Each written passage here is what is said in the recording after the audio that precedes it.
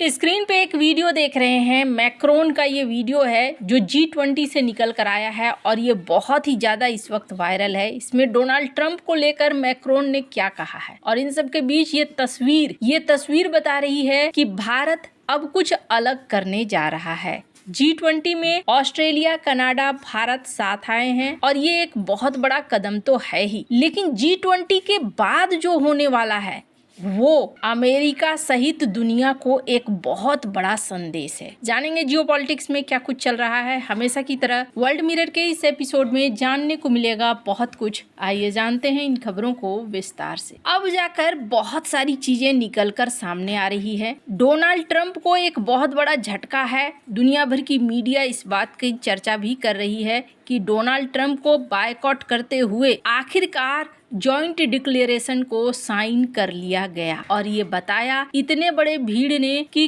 काम है और वो होगा, डोनाल्ड ट्रंप चाहे या ना चाहे। और सबसे बड़ी चीज क्या है, अमेरिका के लिए ये एक बहुत बड़ा संकेत हो गया है कि आप अगर कोशिश करेंगे अपने आक्रामक रूप को चलाने का तो अब वो समय जा रहा है।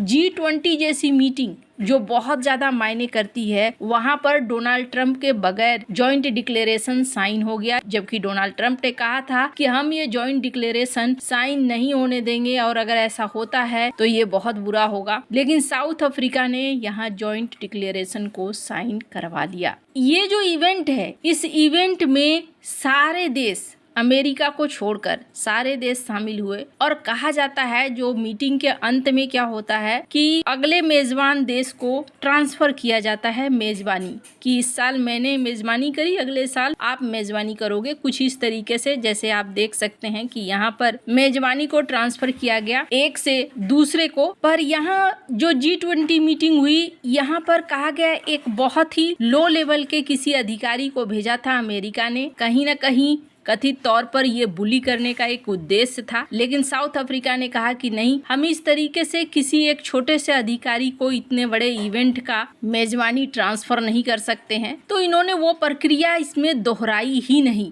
यहाँ पर ये मीटिंग समाप्त होने को आई, लेकिन इस मीटिंग में वो प्रक्रिया नहीं दोहराई गई। पहली चीज तो ये कि इस मीटिंग में कई सारी चीजें ऐसी देखने को मिली जो अमेरिका के लिए एक संकेत था कि मल्टीपोलर वर्ल्ड शुरू होगा नहीं बल्कि शुरू हो चुका है। इसका एक बड़ा उदाहरण देखिए, मैक्रोन। स्क्रीन पर इस वीडियो को सुन सकते हैं आप। मैक्रोन ने यहाँ क्या कहा? I have no comment. I do regret it, but it should not block us. We are not responsible for that. Our duty is to be present, to engage, and to work all together because we have so many challenges. The only way to address these challenges is through cooperation, common work on climate change, on economy, on fight against poverty, on geopolitics. So, I mean, I have no comment to make. I hope they will join again.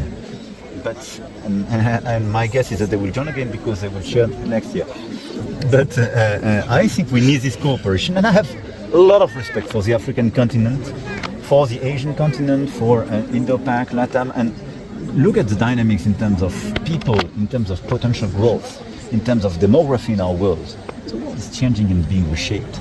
So we have to be very humble and engage with everybody. Thank you. इन्होंने कहा कि ये बड़ा खेदजनक है कि Donald Trump यहाँ पर नहीं आए, लेकिन काम तो काम है, काम को तो आगे बढ़ना होगा। यहाँ फ्रांस ने एक सिग्नल दे दिया कि भाई तुम आओ या ना आओ, दुनिया तो आगे बढ़ेगी ना, दुनिया रुकी हुई रहेगी नहीं। और ये मल्टीपोलर वर्ल्ड का पहला संकेत है कि दुनिया आपकी नहीं सुन रही है। दूसरा यहाँ पर देखने को मिला, ये जो तस्वीरें देख रहे हैं आप, ये तस्वीरें बहुत ज्यादा महत्वपूर्ण है और ये जो मैं दिखा रही हूँ इससे भी बड़ा चीज इस इवेंट के बाद होने वाला है। इन तस्वीरों में कौन देखने को मिल रहा है? इन तस्वीरों में देखने को मिल रहे हैं कनाडा, ऑस्ट्रेलिया और भारत। इन तीनों ने मिलकर एक जुगलबंदी कर ली है और ये जुगलबंदी ना बहुत ज्यादा खास है। कनाडा को अभी हाल के दिनों में जिस तरीके से अमेरिका की तरफ से बार बार अपमानित किया गया है, उसके बाद कनाडा का ये एक्शन बहुत ज्यादा महत्वपूर्ण था। जो लोग, ये जो तीनों लोग यहाँ बैठे हैं, AI से लेकर क्रिटिकल मिनरल से लेकर टेक्नोलॉजी तक इसकी पार्टनरशिप कर रहे हैं। ये पार्टनरशिप बहुत ज्यादा क्रिटिकल है। पहली बात तो ये डोनाल्ड ट्रंप को ही नहीं, चाइना को भी एक बड़ा संकेत है कि ये 3 देश अब साथ आ रहे हैं। इन 3 देशों के साथ आने का मतलब है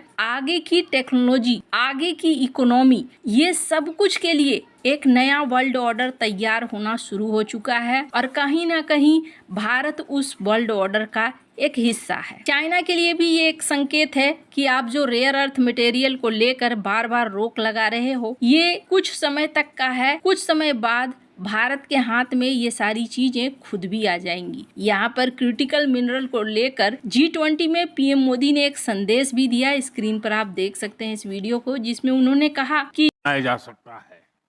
फ्रेंड्स, ग्लोबल ग्रोथ के लिए सस्टेनेबिलिटी और क्लीन एनर्जी जरूरी है। ये सुनिश्चित करने के लिए क्रिटिकल मिनरल्स का बहुत बड़ा रोल है। ये मानवता की साझी संपदा है। इसलिए Bharat G20 critical minerals circulatory initiative का प्रस्ताव रखता है।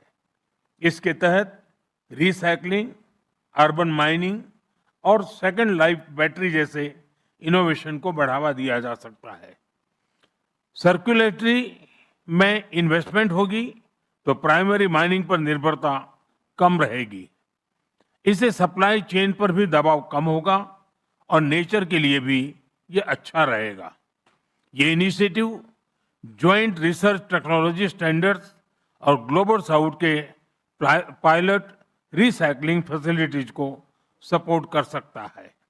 फ्रेंड्स, नई दिल्ली जो रेयर अर्थ मटेरियल है उसको लेकर G20 के देशों को एक साथ आना चाहिए। ये संकेत चाइना के लिए भी था कि आपकी जो ये आक्रामकता है बहुत लंबे समय तक चलेगी नहीं। ये जो 2 देश हैं, कनाडा और ऑस्ट्रेलिया, ये खनिज में काफी माहिर भी हैं और अच्छा खासा खनिज अपने देश के अंदर रखते भी हैं। तो ऐसे में इस पार्टनरशिप का महत्व आप समझ सकते हैं। मामला सिर्फ यहीं तक नहीं रहा, बल्कि ये भी देखने को मिल रहा है पहली बार आयोजित करने वाले साउथ अफ्रीका ने बहुत ही अच्छे तरीके से न सिर्फ इस पूरे इवेंट के मैनेजमेंट को संभाला, बल्कि आखिरकार जॉइंट डिक्लेरेशन भी साइन करवा लिया। और आप इसका अंदाजा आप ऐसे लगा सकते हैं कि इन्होंने सिक्योरिटी को इतने बढ़िया तरीके से मुस्तैद रखा था। स्क्रीन पर आप एक आर्टिकल देख सकते हैं। कहा जाता है कि जो पुलिस तैनात थी उसकी तरफ कोई संदिग्ध गतिविधि हुई तो उसे